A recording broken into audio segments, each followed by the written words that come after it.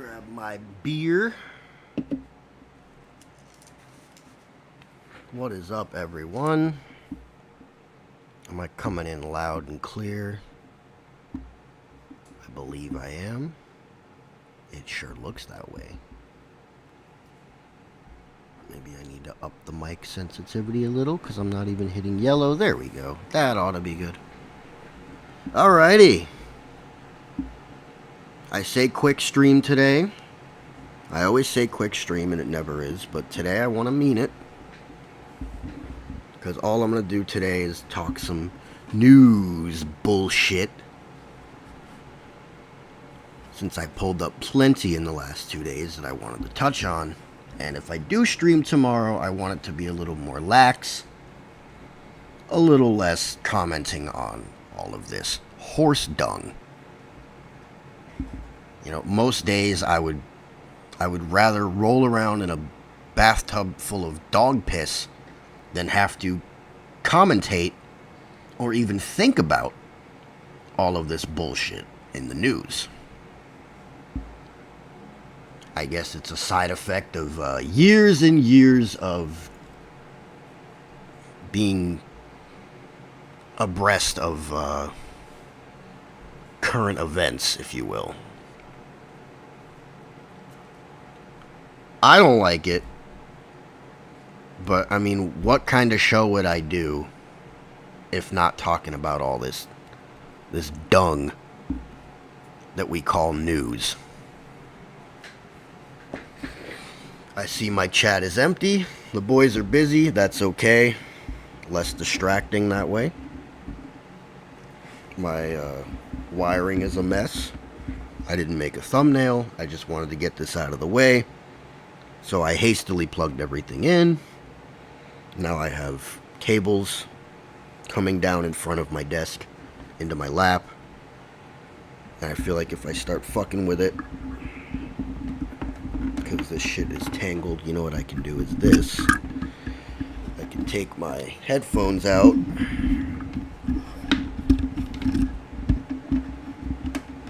Throw this over here.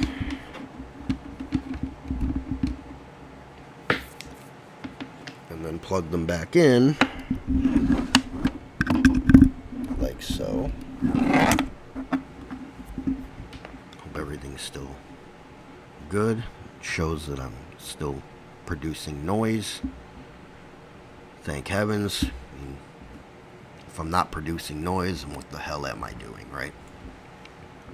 That's all my show is. It's a bunch of noise. Maybe noise that makes a little more sense than the rest of the noise in the world. I don't know what order I want to do this in. I just briefly looked through all of the stories I had pulled up. There were a few that I thought I had pulled up, but after looking through all my tabs here, it seems those are gone, and I don't care to go look for them.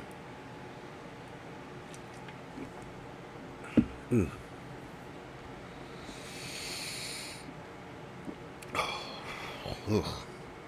know when you go to swallow some beer and it kind of foams up in your mouth, or even worse, as you're swallowing it, it foams up and it hits your gag reflex and it makes you want to throw up? That almost just happened to me. Thankfully, I've never done that on the air. That would be quite embarrassing. If I take a sip of beer and then you just hear like with the sound of liquid hitting the floor. I wouldn't delete the stream because we keep things as real as they come around here, baby. We don't do all this fakeness. We don't do editing. We don't do effects. We don't do second takes. Nope. It is raw and unedited. And sometimes straight to the point. Sometimes meandery and bullshitty. But let's get to it, because I had some good things to say. Hopefully, the things I wanted to say yesterday and this morning when I was looking at this shit is still somewhere in my head that it will make its way out. I don't spend all the time thinking about this stuff. In fact, I try to spend as little time as possible which is why my show is the mediocre little mess that it is. Alright, so this is from the New York Slimes. I may have to, for some of these New York Slimes, or no, WAPO articles, the Washington Compost, go and pull up the paywall bypasser, because while they were working earlier, I noticed that some of them, when I reloaded the tab, wanted me to do a paywall. So let's get to it here. This is talking about a federal shutdown may be imminent, how would it affect the economy? I mean, does anyone really care when... How often is it? It's got to be multiple times a year, these last few years, at least, you know? I mean, oh, the government's going to shut down. Everyone's like, okay. Does anyone really care when the news talks about this? Oh, shutdown's coming. It may be imminent. Uh-oh, the government's shutting down. You know who cares are the federal employees, military people. Everyone that is on the government payroll, they care, and they ought to, because when Congress can't get their shit straight and want to bicker like children, now you have the men and women serving this country, mostly men, hopefully, are going without pay. And many of them still being forced to work because they're deemed essential. And is that pay made up for when Congress figures their little dung heap out? No. No! Hell no, bucko!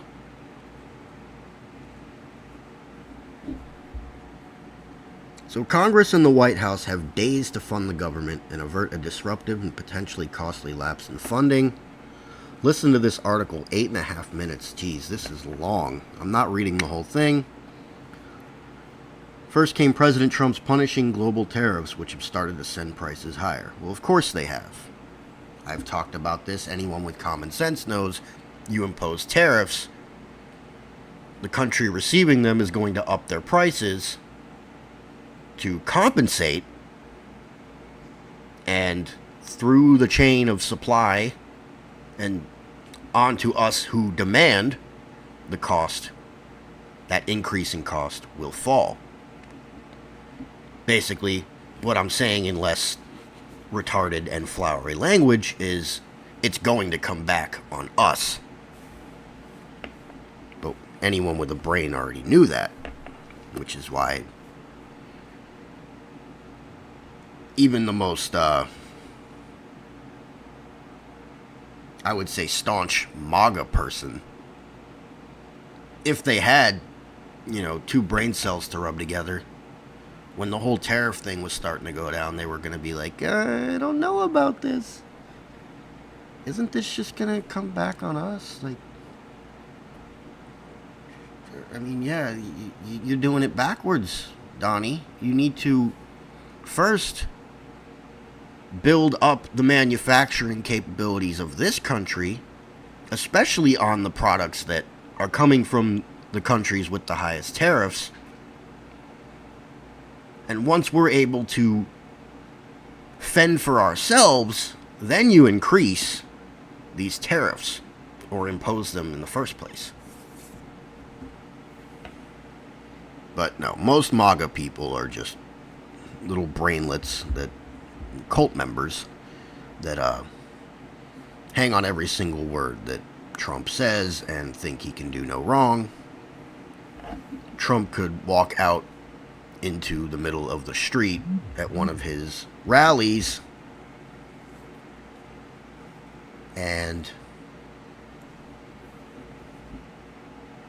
rape the person's mother, and the hardcore MAGA fanboy will still find a way to justify it. That's just the way it goes. It's just the way it goes. So then it was mass layoffs in government and deportations nationwide, which have put the squeeze on the labor force. That's a bit of a stretch. With as many unemployed Americans as there are, it's just only putting the squeeze on the labor force because the people that aren't working, by and large, don't want to work. Because we have cultivated and propagated a society that rewards them for not working. I talked about that the other night. If we stop incentivizing being a lazy fuck, these people will get their asses to work and fill the gaps that may or may not have been caused by these deportations. Because I don't even want to grant them that the deportations caused this. Now, Washington is speeding towards a federal shutdown, posing yet another test to an economy under increasing strain 8 months into Mr. Trump's second term. That's President Trump to you. All the news media, I think I've mentioned this before, they love to call him Mr. Trump. I don't think they ever said Mr. Obama or Mr. Biden. If you're gonna, I mean, I know you guys don't like Trump, but at least give him the respect of calling him by his title. I worked at a restaurant many years ago, and one of the chefs was, or sous chefs, was kind of an asshole, and he would get involved in drama with, like, other workers and shit. And, me and a couple co-workers were heading over to a bar one night. We were walking over there because it was a few blocks away, and he comes pulling up with his little girlfriend that also worked with us, and got out of the car and started giving everyone shit, and he was acting like he was going to fight me. And, you know, I would have beat his ass right then and there if he had come at me. But while he was acting that way, I said, "Chef, what are you doing?" I said, and he's giving me shit. I'm like, "But you see how I gave you the respect? We're off the clock. I don't know you from any other fucking bum, alright? I could have just called you by your name or called you faggot. What did I say? Chef, what are you doing? This isn't how a professional, a manager, essentially, in a kitchen acts towards his employees." Even when you're dissing someone, even when there's problems, even when you don't like someone, you can give them the respect of the title they've earned. And if he had swung on me, and I had beat him to a pulp, which my buddy would have jumped in because he was the one that Chef really had the problem with. And it wasn't even him. It was his girlfriend had a problem with my buddy, his girlfriend. We all worked together. So he decided to get involved and come at my buddy. And I was there, and he started coming at me too. Me and him had never had problems. Now, if that had happened, I would have kicked his ass and said, "You see what you get, Chef? You see what happens when you fuck around, Chef? You find out, Chef." I still would have given him that respect. Even though there's no reason for me to. There's no reason for the New York Slimes to give President Donald Trump that respect because they hate his guts and want nothing more than to watch him die slowly and painfully. But if you're going to write an article in your professional sense, something that is, you know, the New York Times takes themselves very seriously, call the guy President Trump. Little aside there from what I'm getting at. See, we're already 20 minutes in, I think. Where am I? Yeah, almost 20 minutes. So, short stream today, guys. Short stream. If a partisan logjam, interesting word, brings federal agencies to a screeching and sustained halt in a matter of days, the result could be another round of pain for American businesses and consumers. Well, I'll say so. And you know what? Like I said, that's what gets me about all this. Ooh, government shutdown. It's like, so you people who are paid on our tax dollars, paid far too much, Congress,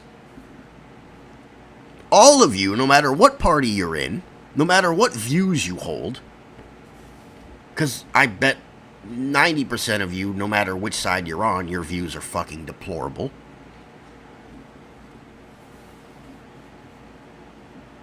I would say that you guys are still going to get your fucking paychecks, but you're going to make the economy worse for those of us who pay your paychecks. You're going to make it worse for government employees who are relying on those jobs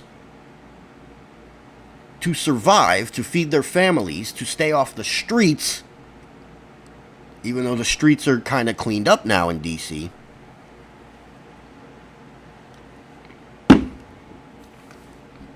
Because you can't get your shit together for a couple of days and figure out some way to keep the government funded.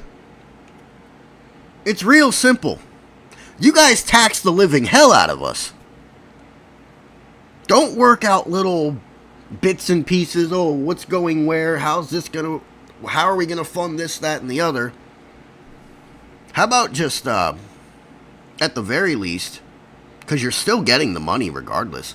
It's not like, oh, we need to work out all of our differences here on the House floor or whatever. Or else we're going to not have money coming in. What do we do? No, the money's always going to be there. So why don't you at least, maybe it's ignorance on my part, but it seems to me like pay the fucking people what you owe them. I guess the economy's secondary in that point because maybe that's a little more nuanced, but paying government employees their wages, that seems pretty straightforward to me. Nothing's ever straightforward with these people, though. Let's see. Economy's quite vulnerable, said a guy, a chief economist at Moody's Analytics. Never heard of them. In a more resilient time, I think even a prolonged shutdown wouldn't derail the economy, but in the current economy, it could very well be the thing that pushes us under. Really, you don't say. The current economy? You mean the one that is shit?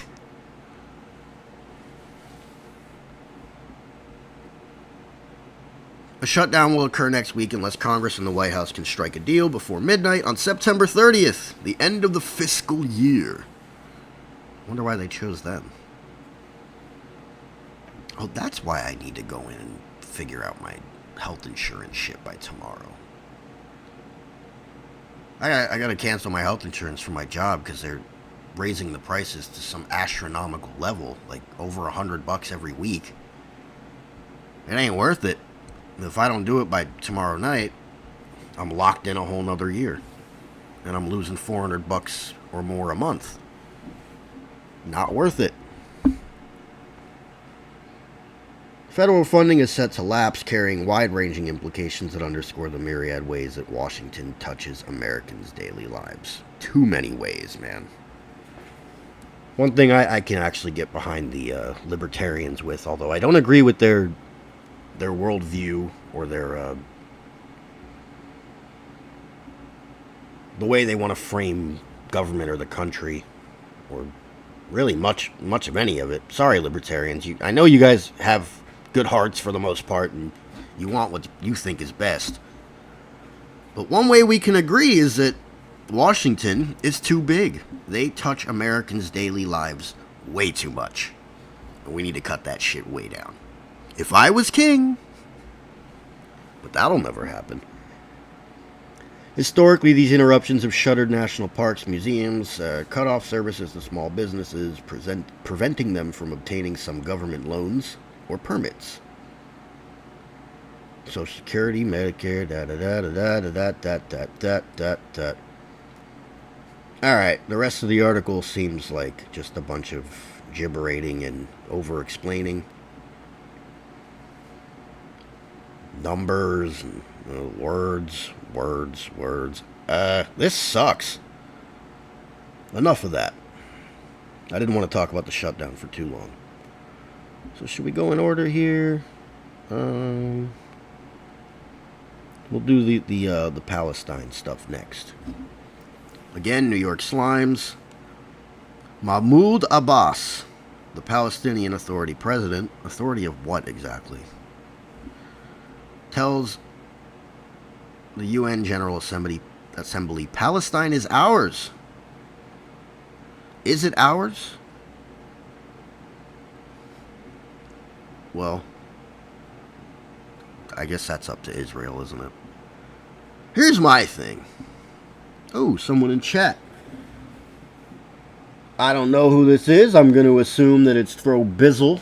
Throw Bizzle my nizzle, what's up? Just doing some news jibber jabbering here. Feel free to stick around, or if I'm too boring, which I am, don't feel no obligation to stick around and hear me babble. The Palestinian Authority president vowed that his people will not leave our land. Well, I don't think they're going to have a choice if Israel keeps it up, you know. Where's Raymond? Raymond, none of the boys jumped on, man. We gotta... I don't know why you're not in the little text group that we have. I've been telling Raymond to get you in there for about a year. I'll tell you what. Here's what I'm going to do, and then I'm going to delete it after you get it. What's my number again? I'm going to put my number in. Just text me, and then I will throw you in there. Let me see. What? Oh, yeah. Let me know when you got it, so I can pull it off of there, because I don't need possible trolls. You know, all 9 people that watch this. Anyone getting my number? Got it. Alrighty. Let's remove that. Shoot me a text. If you call me, I need to add you to my contacts first, because I got a blacklist thing. Only my contacts can get through. Extra secure. And Oracle, yeah, I would love for Joe to come into my chat. Oh, let me tell you what. He'd probably agree with Palestine on this. He said that... Okay, he used his remote address because the United States denied him and his delegation visas to the UN General Assembly to condemn Israel's action in Gaza as war crimes, to reject any notion that Palestinians would abandon their land. Well, again, they're going to have to, are they not? They're going to have to. Because there won't be much land left if they don't give up. There won't be any land, and there won't be any of them left, because Israel is on the fucking warpath. I'm not saying I agree with them. I'm not saying I disagree with them. You know what? It's not my fight. One thing I will say is there are plenty of Christians in Palestine. And I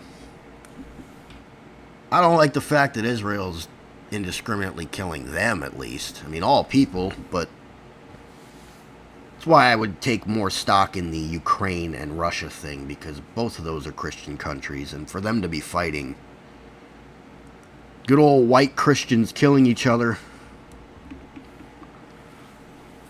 God wants us to support the Israelites, not... Yeah, well, my opinion on Israelites is that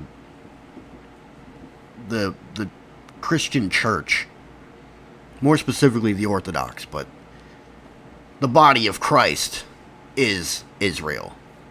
It's not a land, and it's not Jews either, because they deny Christ. The state is not worth supporting, and yet somehow we send them millions, if not billions, I don't remember the exact number, every year for their defense, and probably lining the pockets of the elite there. And I don't want to get into the Jews. Not what this stream is about, and it might get me banned. We can only say, give me the news, Jews, because the Jews control the news.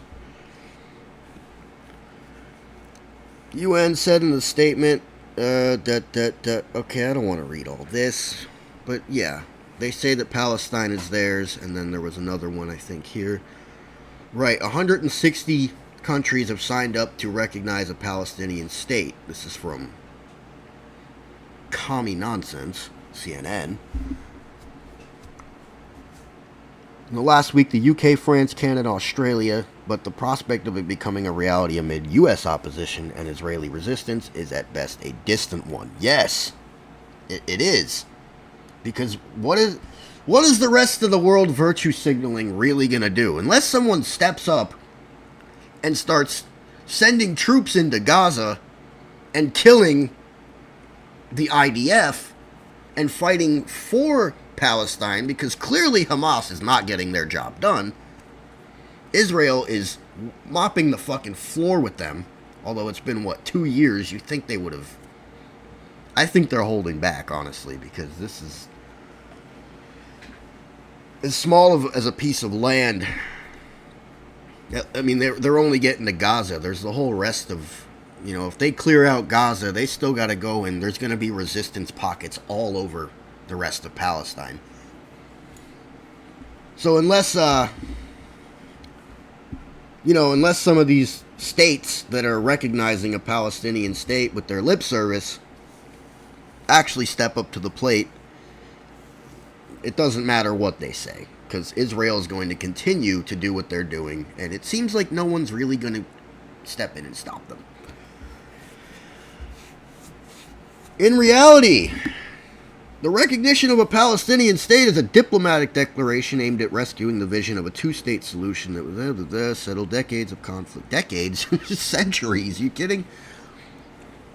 UK Prime Minister, this fucking anti-white, anti-British, this just complete tool, Keir Starmer, said that it was the path toward creating a viable Palestinian state that coexists with a secure Israel.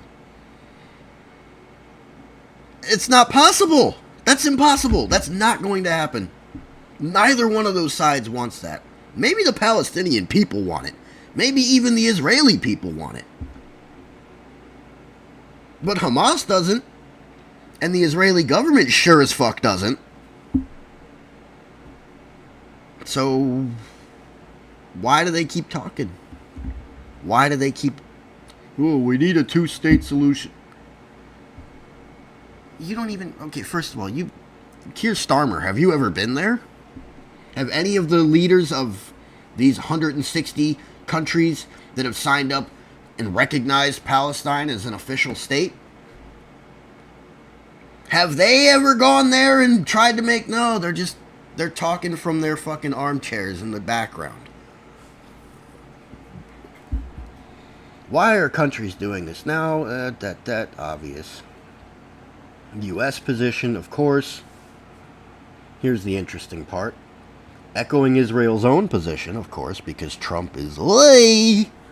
The Trump administration has said that recognizing a Palestinian state rewards terrorism, the position repeated by U.S. President Trump himself at the latest UN General Assembly.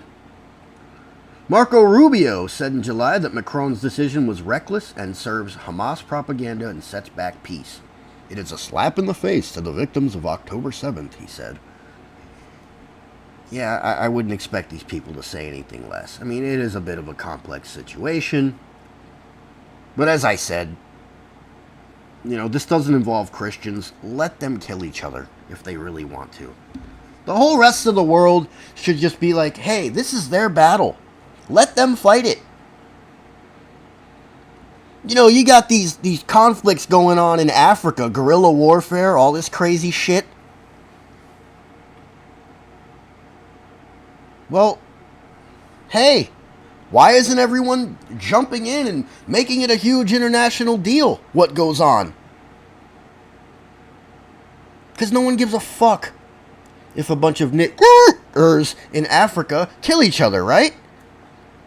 It's different when it's Ukraine and Russia. It's different when it's done in Israel or Palestine. It would be different if the U.S. went to civil war right now. Would the rest of the world be backing one side and condemning the other? Because these are countries that people care about? But why? Why?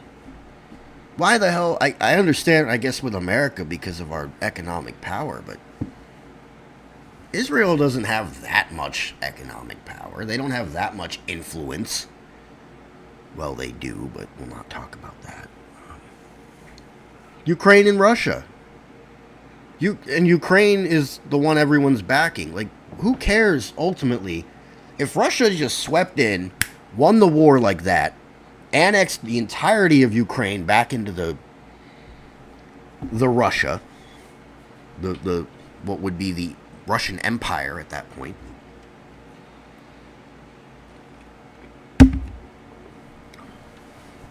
Oh yeah, 100%. You're right about that. But eventually, like I said, with the Ukraine, no one, 10 years go by, no one's going to think anything of it. Even the Ukrainians, they'd be like, you know what? Hey, we have what we want. Just like Americans. Do we really care that what's going on in our country? Hey, as long as everyone has their beer and their video games and their sports and their pornography and their fast food, they're happy being quote-unquote oppressed. And I'm sure most Ukrainians would say the same thing. After 10 years, it would be like life resumes. Not even 10 years. Give it 6 months, and life would resume as usual.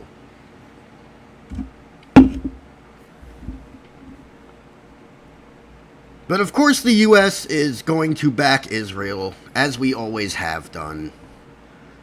Now, why is that? Well, how many dual Israeli United States citizens are in our government? It's quite a large number. Who has the largest political action committee in our country? I believe it's Israel. Indubitably, good sir. I could go into my accents, but I don't feel like it right now.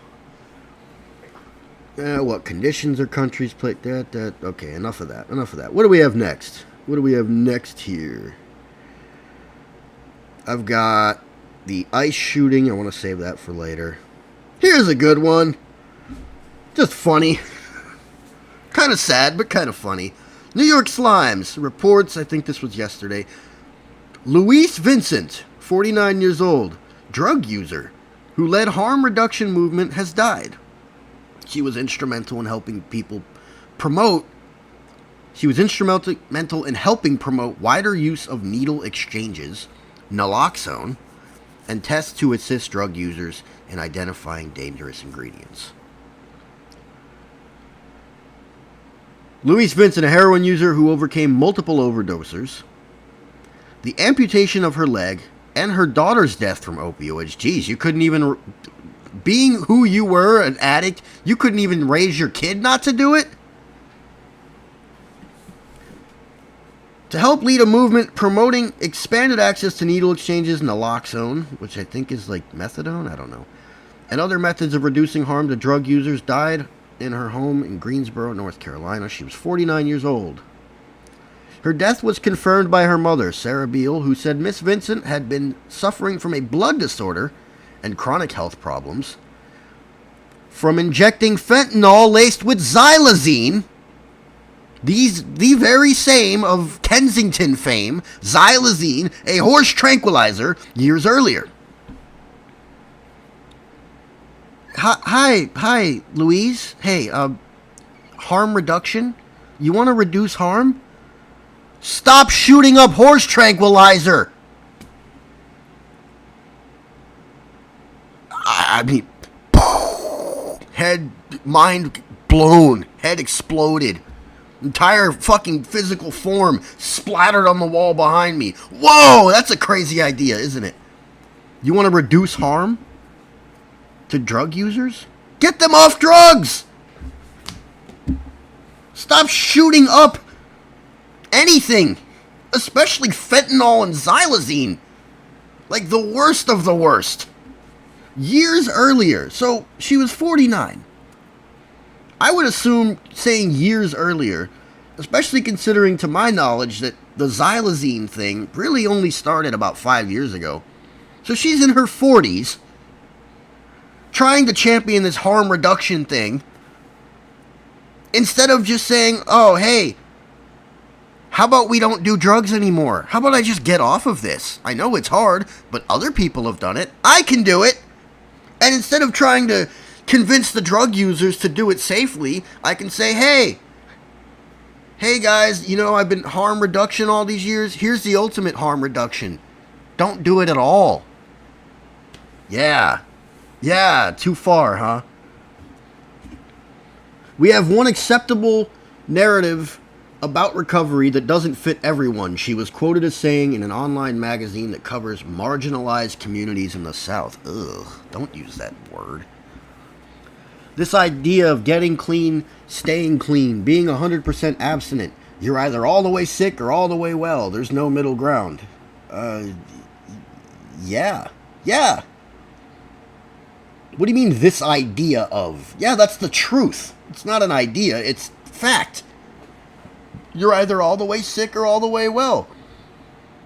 Functioning heroin addicts don't function for too long. It does get the best of them eventually. She said, it's like, hi, my name's Louise. I can't stop using drugs, so I need your program. Oh, you're going to kick me out because I can't stop using drugs? Funny, I just told you that was my problem. Well, yeah, because...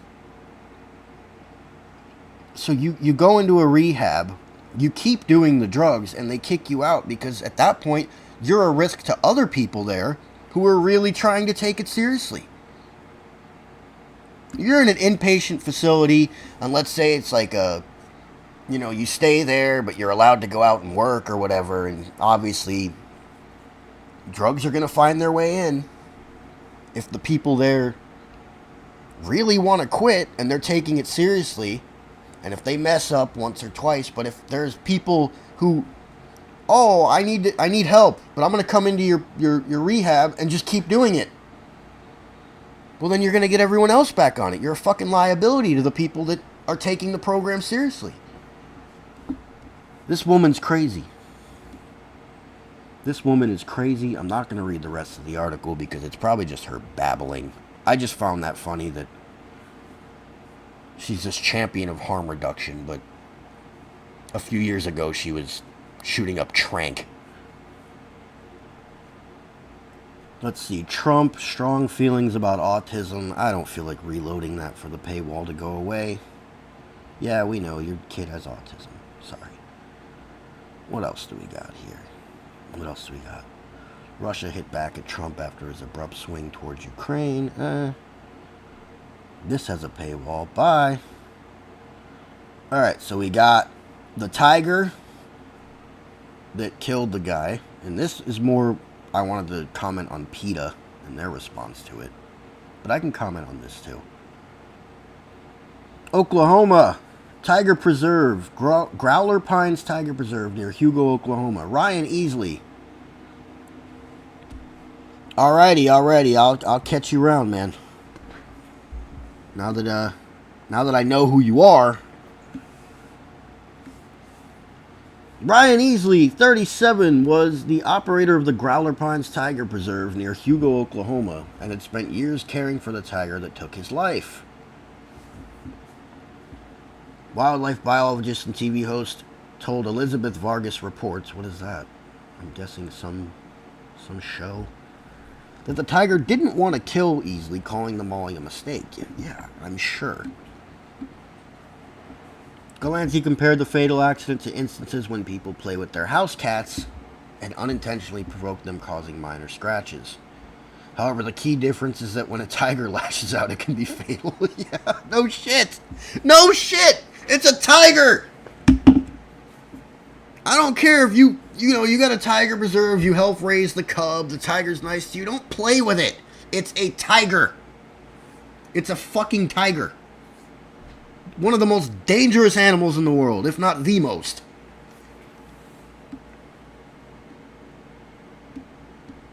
It's never the animal's fault, says Galanti, and that he and others who put themselves in proximity to dangerous animals assume the risks involved. I would hope that he was smart enough to know that. Ryan Easley's father echoed the sentiment, calling the attack a love bite. Well, yes, my cat does that to me. However, when my cat does it, she doesn't break my skin because she's just a little baby cat who is sleeping right now.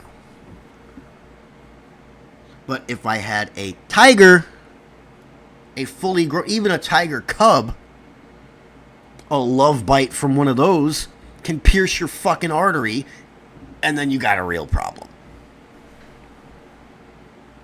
You know, you get a little baby tiger, you might be able to play with it for like, what, a month?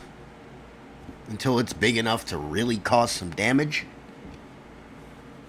Hold on. 1 second.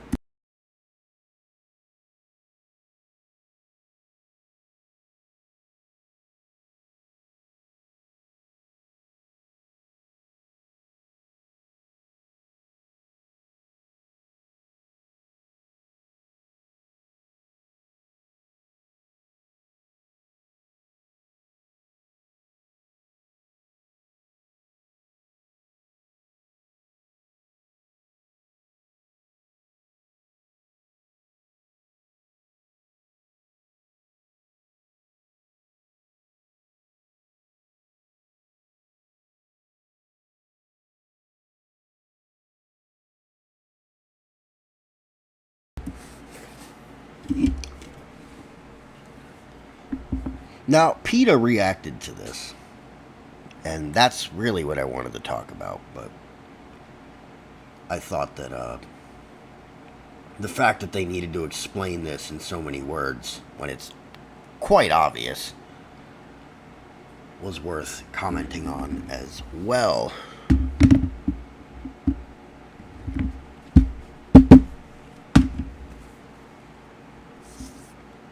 Following the mauling, PETA put out a statement condemning his practices, Ryan Easley's, claiming that in the past he forced his tigers to perform in cruel circuses around the country and kept them trapped in cages for hours when they weren't performing.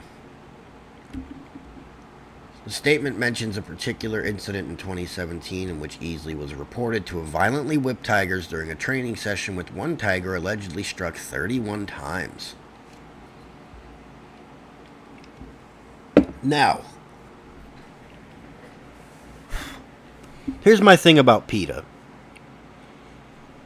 Maybe this is true, what they're saying about Ryan Easley, but I kind of doubt it. And the reason I do is because over the years, when I've seen PETA comment on things, a good amount of the time they are either fabricating something completely or extremely exaggerating it, so that the absolute brainlets and bleeding heart liberals and vegans and the like that actually listen to PETA will react strongly and emotionally. I can't think of any exact cases where this has happened, but I know that over the last 10 years or so, I've seen more than a handful. This is what they do. They are insane. I mean, everybody knows PETA is insane. The name itself, ethical treatment of animals. Yeah, I mean, everyone can get behind that for the most part. Everyone, I guess not everyone, but most people can. We treat them ethically. I'm not saying we don't kill them and eat them, but if you're going to kill a chicken to eat it, you're not going to like shoot it full of holes with a BB gun so it dies slowly. If you need to put your dog down, you're not just going to snap its neck and let it die that way. You're going to take it to a vet and let it get the shot. Or if you're old school and live out in a farm or whatever, you take it out back. Quick and easy. Ethical treatment of animals. Again, I don't know if this is true or not about him forcing his tigers to do these things and whipping them and whatnot. Could be, could not be, who knows. PETA Senior Director Debbie Metzler. God, I'd love to fucking sit across a table from her and really pick her brain. Added to the statement, calling out Easley's practices and saying, "It's never a surprise when a human is attacked by a big stressed cat who has been caged, whipped, and denied everything natural and important to them." But wait, how do you know that that's this tiger that did it? Because if he was working at a circus at the time, and now he has his own tiger preserve, would it be the same tiger? And would it have... Doesn't that contradict what was said earlier? About it being a love bite and it was just playing with him. And obviously if a tiger's playing with you, like it would play with another tiger, it's going to fuck you up. Well, no, because she said, it's never a surprise when the human's attacked by the stressed big cat. Well, most people have already said it's not an attack. If the tiger attacked him, I think it would have been a lot more than just one bite. It would have been a brutal mauling. I've seen tigers attack their prey. I've seen tigers when they're in attack mode, thanks to the wonderful work of wildlife documenters. And from what I'm reading here, I haven't seen a video or anything, it was one bite. It was just, as Galanti, this wildlife biologist and TV host, Forrest Galanti, said, it was just a cat being a cat. But it was a big cat. Makes sense, right? But PETA, leave it to them to blow everything out of proportion, bring the most emotional and just distressing language they can use to the table to characterize something any which way but the way it actually was to fit their little narrative. Apparently this guy had easily acquired the tigers from Joseph Maldonado. No shit, Joe Exotic, huh? So he got the tigers from Joe Exotic, and PETA's blaming him? I thought the problem was Joe Exotic. Because he's a real piece of shit to his tigers. So Ryan Easley saved the tigers from Joe Exotic, and now PETA's blaming Ryan Easley because the tiger gave him a love bite? I don't know. Makes no fucking sense. Alright, two more here. Do I really want to do the Russia-Trump? Well, it does have the word tiger in it, so that's a nice segue. President Donald Trump's abrupt change in rhetoric on Ukraine, in which he declared it could retake all its territory with help from NATO, was warmly welcomed by Kiev and quickly dismissed by Moscow, particularly his calling the Russian military a paper tiger that had been fighting aimlessly for 3.5 years. Well, it kind of seems that way, doesn't it? 3.5 years for the entire armed forces of Russia to take a tiny little piece of land like Ukraine, and not even the entirety of it, just like Kiev, the Donbass. This isn't like they're struggling to capture the entire country. They're struggling to capture small key areas that would give them a tactical advantage to then move into the rest of the country. They've barely even crossed the border. Hey, I'm not Russian, okay? I have a little, By the way, welcome, RDF. Glad that you finally joined. I am, probably, like, Romanian. Somewhere in that Eastern Bloc ghetto is where my Slav comes in. I do not have any actual Russian in me. So Raymond is spreading misinformation. But it does seem that they have been fighting aimlessly for 3.5 years, at least barely being able to keep up their offensive, which, you know, doesn't make any sense, again, considering the amount of force that Russia has. Well, because all that new shit that they made, there's only some of it. There's only little bits compared to their entire armament. Most of their shit is like derelict, half derelict Cold War stuff. BTRs from the 60s. They got new stuff, but it seems like Ukraine and their drones are just completely outsmarting them. I haven't been keeping up on the conflict. When it first started a few years ago and a little on through the years, I kind of followed it and would watch all the videos and try to stay on top of the tactical situation. But as enough time passed, I'm like, okay, this isn't fun anymore. Nothing's happening. So I haven't really brushed up on my Russia-Ukraine conflict. But I would say that Trump's statement here is true. The few reactions trickling out of Moscow on Wednesday demonstrated how deeply Trump's unexpectedly friendly appearance in New York alongside Volodymyr Zelensky on the sidelines of the UN General Assembly vexed the Kremlin, which just weeks ago was gloating over Vladimir Putin's warm reception in Alaska. Dmitry Peskov, the Kremlin spokesman, said, "Russia is in no way a tiger. Still, Russia is more compared with a bear. There are no paper bears." I mean, how do you know there's no paper bears? I can make anything out of paper. The Japanese can make anything out of paper. Origami! Peskov also suggested the motivation behind Trump's push to halt European purchases of Russian oil and gas, which are helping fund Russia's war machine, is tied to his desire to boost American sales. That could be true, but it also could be both and. Maybe he's trying to stop funding Russia's war machine and also boost American oil and gas.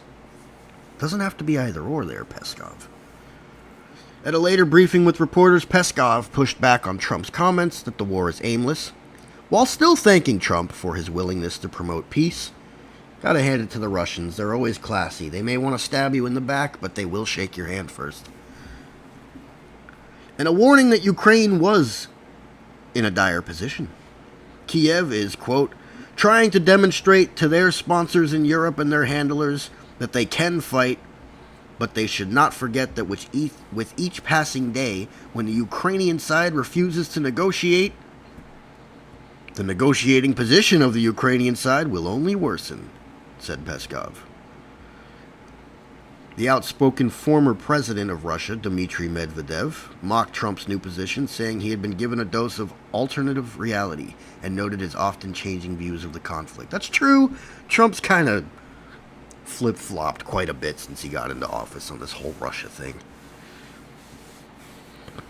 I have no doubt he will come back to Russia's side, I guess he's saying. He always comes back, quote, Medvedev wrote about Trump on X.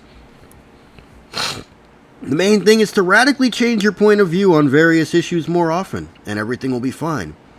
That's the essence of successful government through social media.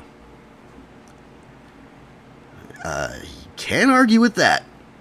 That's a kind of a smart take, and I'm sure Trump will eventually, give it a couple weeks or whatever, Trump will be back to buddying with Putin and trying to get Ukraine to surrender. I mean, it's a joke. The whole thing's a joke. I think it's all theater. Something's going on that we don't know about, obviously. Margarita Simonyan, who heads the Russian English language state news channel RT, dismissed the U.S. president's support for Zelensky as that of a carnival huckster. Trump debuts as the tarot card reader, telling the thrice-divorced woman that she is going to meet that billionaire prince after all, as long as she buys the magic crystals, she wrote on X. So she's basically saying that Trump is trying to get something out of Zelensky, out of Ukraine, promising them that, oh, you can win this, just buy, what, our armaments? I don't know, that doesn't make sense. European leaders, however, seized on Trump's about-face, which matches their long-stated support for Ukraine. Trump's statements Wednesday acknowledge Russia's inability to make significant ground advances. Whichever side you choose, whichever side you're a part of here, that much is true. Russia has not been able to make significant ground advances. I wonder why. I think it's obvious. He praised Ukraine's military for holding off the much larger Russian army for so long, as he should. I think Ukraine, with the support of the EU, is in a position to fight and win all of Ukraine back in its original form, Trump said on Truth Social. With time, patience, and the financial support of Europe, and in particular NATO, pointing his finger there as he said it, the original borders from where this war started is very much an option, he said. This article goes on for a while. I don't think I need to go on too much further from here. Zelensky's chief of staff, Andrei Yermak, tweeted a bicep emoji in response to the White House post. Yeah, that's great.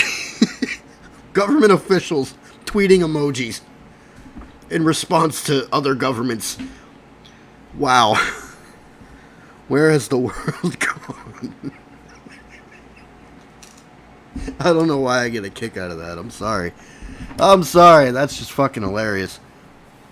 Russian jets violated Estonia's airspace last week. I remember reading about that. And Poland shot down several Russian drones. Polish power.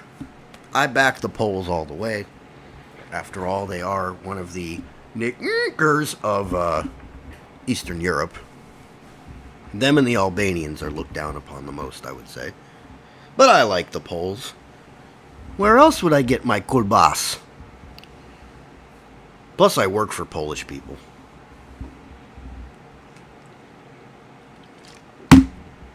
You pay my paychecks, I'll back your country, man. Let's see here. Is there anything else worth reading in this? No? Alright, let's go on to the last story. I would say the main event of the night. September 24th, 2025.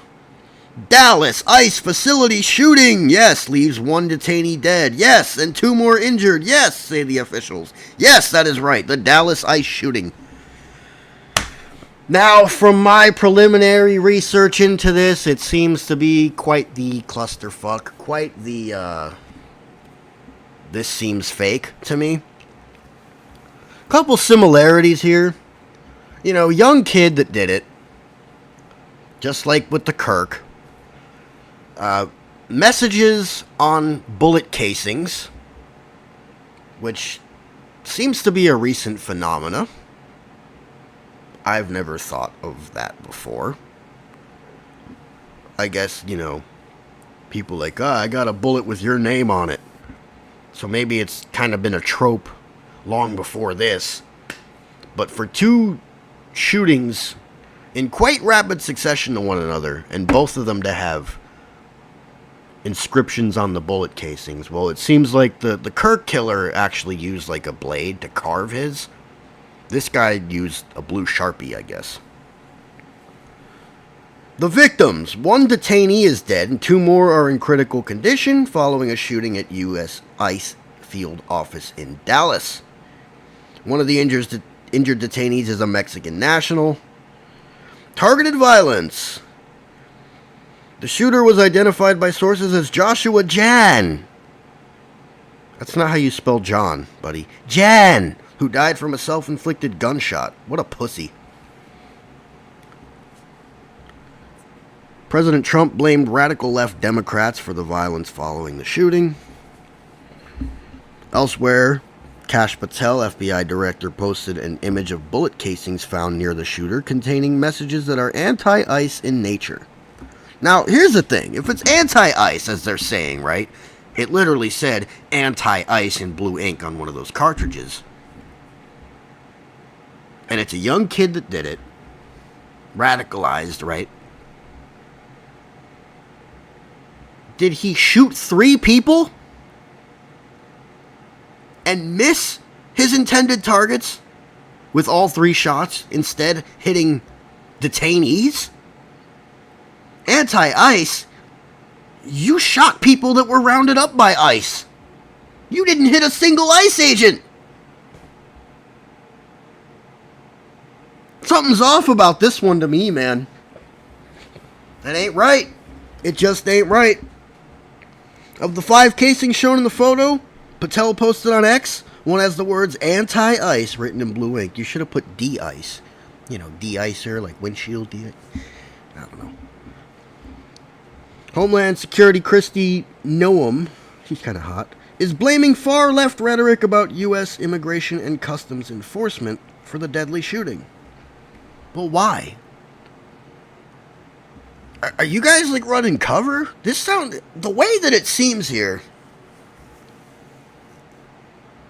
I hate to be, like, jumping sides, because I'm not anti-ICE, I'm not a liberal. It seems like a right-winger might have done this.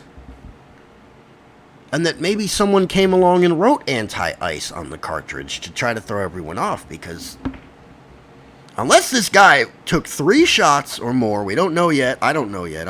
I guess I'm not looking at the most updated thing. Shot 3 people, all 3 being detainees. Either there's some fuckery going on here, or he's a really bad shot. 3 times over. What are the odds? Highly unlikely. This is definitely some fuckery. And now everyone seems to be running cover and trying to push it onto the left again, and it's like, wait, I think this may be the rare occasion of a lunatic right-wing shooter. I think this might have been a right-wing guy that went and decided to, I'm going to kill me some Mexicans.